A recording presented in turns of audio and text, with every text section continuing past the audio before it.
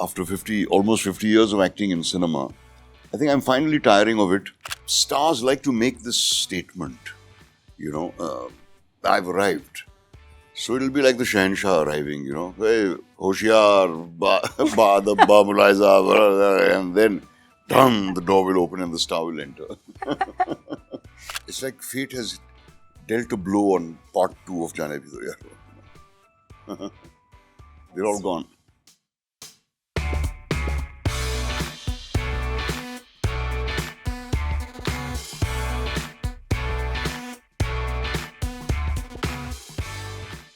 Naseer sir, welcome to Film Companion. Thank you. This is my Hello, first time interviewing you, so I'm going to do my best to not be intimidated. But I want to ask you what you do as an actor to ensure that when you're working with newcomers, you don't allow them to just get caught up with the aura that you command, because I'm pretty sure no good can come with being starstruck on set. Absolutely. I don't get pleased when newcomers say we are so nervous and all that sort of thing. And I tell them, look, this is not a boxing match that we are involved in. This is not a contest. So there's nothing to be nervous about. And I'm one of those actors who's never felt nervous about acting. From the start. Call it vanity or call it whatever you like. But the fact is this, never ever have I felt any nervousness while acting, except when I have to do a romantic song. Not just nervousness, I find that impossible to do, and I've always found it impossible to do. But I've worked with great actors like Dilip Kumar Sahab, Kamal Hassan, and others. But I've never felt intimidated by them. Also because they're both these gentlemen, they're thorough professionals. And they know what they want to do, and I know what I want to do. So it's like two musicians doing a jugalbandi together. So I try to. I don't make friends easily, and I'm not very good with breaking the ice between people. But when I meet a younger actor on the set who I can see is terrified of the prospect, not only of me, of the camera. Sure. Of the results, etc. Sure. I try to put him at his ease by having a little chat, putting an arm around his shoulder, reassuring him.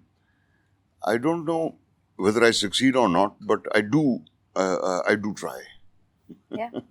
And well, you are succeeding clearly, because ZEE5 has reported some pretty staggering numbers on season 1 of Taj. Yes. How much of that feedback were you able to sort of assimilate and bring to season 2? Was that feasible?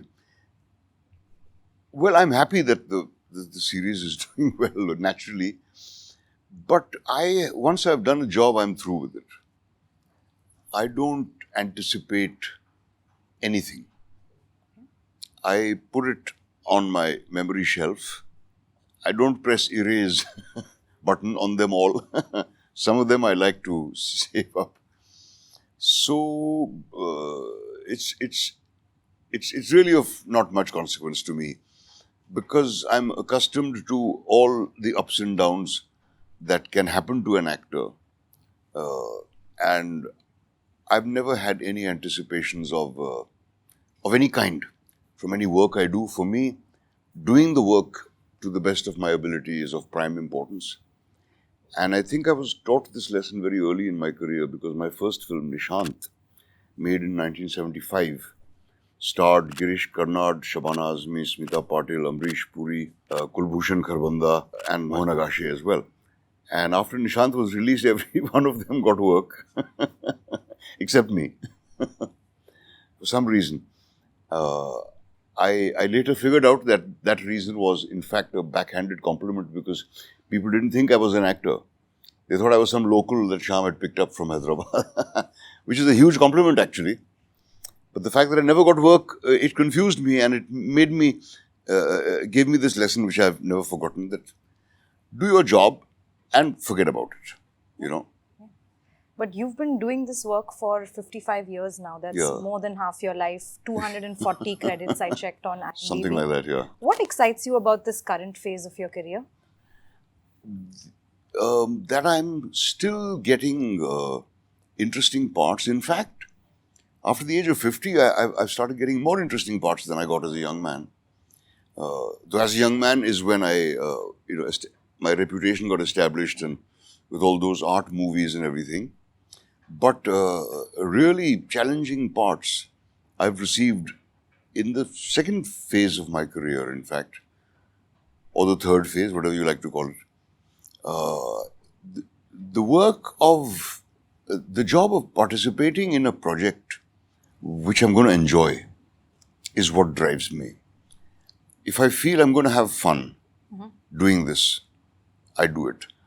One can have fun for any one of a million reasons, you know. It could be the role, it could be the director you want to work with, it could be a month of shooting in Switzerland, it could be a ton of money, it could be anything. But these days, I prefer to play cameos because I'm kind of tired after almost 50 years of acting in cinema. I think I'm finally tiring of it. I'm still enjoying the stage very much. I hate that you say that though. It's the waiting that is, brain damage, and the fact that you're all ready to go in a shot. All systems are go, and as you're about to go into it, oh, cut. And you say, "Yeah, I wish this didn't happen." This is the nature of the beast. I don't complain about it. I've lived with it all this time, but I'm getting a little tired of it.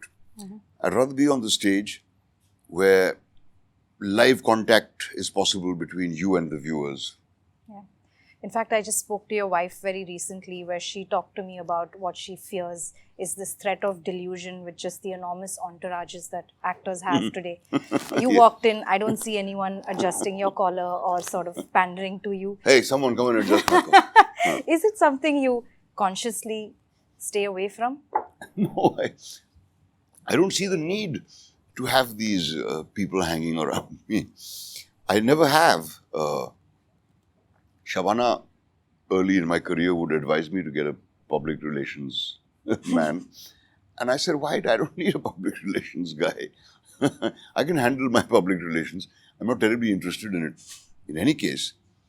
And I didn't have a personal makeup man for many years.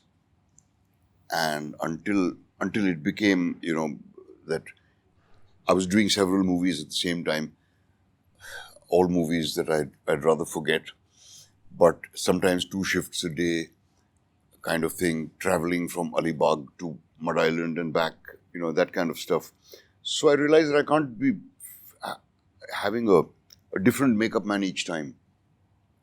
So I zeroed in on this one person called Jairaj, who was an assistant to one of the unit makeup men. And he's been with me since. He's even my manager now. Oh. Yeah, and he runs our theatre company. And he's the only one I need. And I need somebody to get me a glass of water now and then, or I can get it myself. I don't see the need. I think stars like to make this statement, I've arrived. So it'll be like the Shahenshah arriving, hey, Hoshiar, the Mulaiza, and then, done, the door will open and the star will enter. I don't think of myself as a star, and I find a lot of the behavior of stars rather, immature. Yeah. But you've actually placed a lot of hope in a lot of young talent as well. Yes. Is there like a word of caution you'd want to give them to just perhaps not lose track? Not to lose contact with life. Yeah. That's what happens. See, the reason a person like Nawazuddin or Pankaj Tripathi or the late Irfan was so good, Nawaz and Pankaj Tripathi, or a guy like Gulshan Devaiya, or a guy like Gajraj Rao, K.K. Menon, Manoj Bajpayee, marvelous actors. Yeah. But they've all come from relative obscurity and middle class or lower middle class homes into and In cases like Nawaz and so on, the transition has been gradual. But it's terrifying to think of somebody who overnight becomes a star. So what I'd caution them, if I may, is not to lose touch. The reason that these guys are so good is because they had real life to draw upon. The more you become famous, the richer you become, the more isolated you become. And you lose touch with life. And I suppose that's the requirement of a star in India. You should not be real. You know, there are grey-haired guys who will dye their hair and then put whitener on it to look old. I find it a bit odd to ask, but honestly, I'm curious to know, is there an emotion that you still struggle to play on screen? Romantic songs. No, see, sometimes the emotion can hit so close to home, Right. to the bone rather, that it's discomforting. But then I don't take it personally. I don't try and become the character and feel everything he feels. It's good enough for me to represent what he feels. There was a time when I believed in Method. trying to the method, and the method still has a lot of useful things to offer. But this nonsense of becoming the character, I've always found ludicrous, because you can't and you shouldn't. If I decide to become the character I played in in Goodbye Again, or whatever it was called, Welcome Back, Yeah. and then that means that I have to go blind. No, I don't think it's an actor's job to suffer with the character. You have to portray the character's suffering, and then if you look at it that way, you become objective about it. Otherwise, you end up taxing your own emotional resources, and then you're endangering your sanity. But you took a while to get here because you've said that you were pretty hard on the sets of Jaane Bhi Do Yaaro. Not Yes. nice to work around. Not with nice to Kundan work Shah. at all. I mean, I would have, myself, I would have probably done something drastic to such an actor. Because that was a time when I believed deeply in the method and believability and logic and all that. And Kundan was out to make a Marx Brothers kind of movie, you know. I hadn't seen enough of the Marx Brothers then. Yeah. So I found many situations in the film ludicrous. And I said, this is not even going to be funny. I didn't find anything funny while shooting that film. Wow. Yeah. Look I where didn't we are think, now. and maybe that is why it's so funny. That none of us were laughing at ourselves while performing it. You know, whether it was Satish Shah or Om or Ravi Baswani or Satish Kaushik. It's like fate has dealt a blow on part 2 of Jaane Bhi Do Yaaro, you know. They're all gone. Kundan. Yeah, so I gave Kundan a lot of grief, but I did apologize to him later when I saw the film. Okay. And I realized that I was mistaken and I was being unreasonable. I should have tried to get onto his wavelength instead of trying to get the film on mine. Are you more trusting of your directors now? I was always trusting. I depend on my directors greatly. And I felt that Kundan was going wrong. I was mistaken. I felt it was going wrong. I don't know why I felt that. I think it is because, you know, after movies like Albert Pinto and Manthan and, you know, Junoon and so on, I was too much into this thing of logic and emoting all the time. An actor's only job is not to emote, it is to communicate. And Jaane Bhi Do Yaaro was a movie that wanted to get across a certain idea. It was not a comedy for the sake of making people laugh. It made people laugh, but it also disturbed them. Yeah. Right? And maybe that's why it wasn't a big success when it was released in the theatres. But over the years, it's become a Found legend. an audience. Yeah, absolutely. It's become a cult. Absolutely. And people see it now and they realize that this guy who made this movie was very far-sighted. Yeah. To think of, you know, try to make a sequel to it, and Kundan did try. Impossible.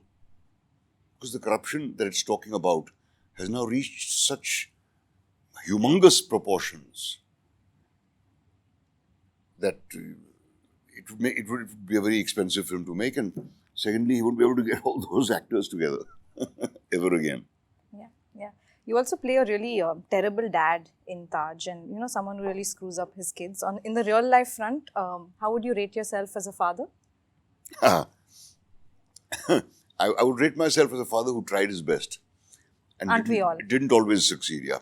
See, I was very conscious that my children should be friends with me, Okay. but and they do try very hard not to take me seriously, and I try the same. I would love them to sit and chat with me, but I don't know. They're a little bit. I don't know what the word is. Uncomfortable. I think it's because of this reputation of mine, and but I know I would open my veins for them if they needed it. I would like them to be a little less anxious when they're around me. You spoke of the reputation. Is there a price that comes with being outspoken in today's world? Not that I've had to pay. Yeah, you get hate messages and so on. I don't You check pay them? any attention to them. Yeah, all the time. I don't even look at them. They come on Facebook replies and this and that. Sometimes people send me letters, and I can tell by the letter, the look of the letter, because there'll be no address or sender's name on it. I don't bother about them. And it's not a question of being outspoken. It's this reputation of being this great actor, which is a burden to carry around. I really want to lighten up, and I feel that I've been shortchanged because I never got enough chances to do comedy. Your wife talked about how comedy saved her. Yeah, exactly. And that's the last thing she expected. I think I'm not bad at comedy too, but I say romantic numbers too. who makes romantic numbers? I think so. Instead of those, I wish they were comical numbers. But we also don't make good comedies. I mean, that's a fact. Yeah. Tell me the last good comedy that you saw in this country. You'd probably say Padosan or Chalti Ka Naam Gaadi, all of which were made like 50 years ago. Yeah. Finally, I loved what you said once about how you can be the most gifted actor, but if you don't have the filmography to support it, people won't remember you. So if we're talking to Gen Alpha, the ones that are just possibly discovering you now, leave me with 2 films that you really hope that they see. pick up of yours. I'd like them to see Par and I suppose Jaane bhi do Yaaro. The others I'm certain they'll see on their own anyway. Masoom everybody has seen it. It's introduced me to 4 generations of children. Amazing. They all sing Lakdi Ki Kathi till today. It was shot 45 years ago. So I'm not concerned about that. That they're going to see anyway. No, sir, my son is still singing it. So There you what are. a legacy you've left behind. Yeah. Thank you. I was lucky to be in that film. Thank you so much for talking to me. I think I did well not being intimidated. Not at So all. you actually helped me. Thank you so much.